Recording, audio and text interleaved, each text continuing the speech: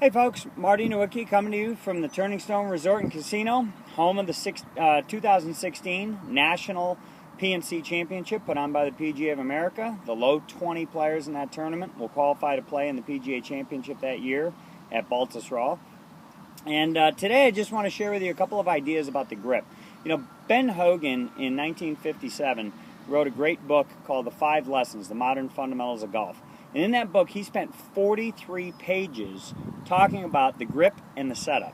Well, today I want to chat with you about the grip and the importance of it, because I fixed too many of them, and that turns into, well, it's a good thing because people are getting better. But ultimately, and I want to make sure that the sun hits this properly, the golf club should rest right underneath this heel pad. All right, so there's a big fatty tissue underneath the bottom part of your left heel, or the bottom part of your left palm.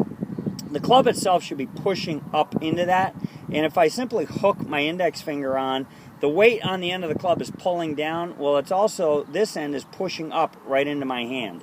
All right, so I should then be able to secure those last 3 fingers on the golf club, and if I give it a little tug, it shouldn't be able to move around or come out of there. All right, so from a pressure point standpoint, these last 3 fingers are what's squeezing the club. All right, the index finger hooks on, the thumb itself just rests. All right, and the club itself is now secure in my fingers. Now, with the right hand, this is important because the right palm, if you can see the red line on my palm, there's a second red line on the side of my hand right there. Well, I want to join those 2 lines, all right?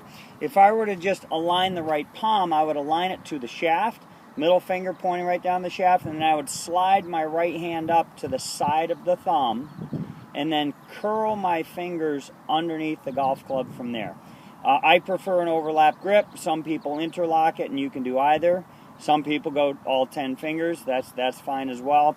The important thing is the relationship or the alignment of the palm itself to the shaft, and then as that slides up, the palm aligns to the thumb, then the fingers curl on. Once again, the thumb and index are not providing pressure. These 2 middle fingers are what's squeezing, and the palm itself is pushing against the thumb. That gives the left wrist stability when we impact an object. So I think a lot of people overlook the importance of the grip, and I think if you follow these few steps, you'll see more solid shots because the club itself will be more stable when we hit it.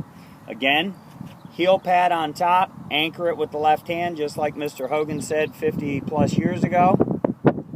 The last 3 fingers should apply the pressure. The thumb and the index hooks, the thumb rests, and then the right palm aligns.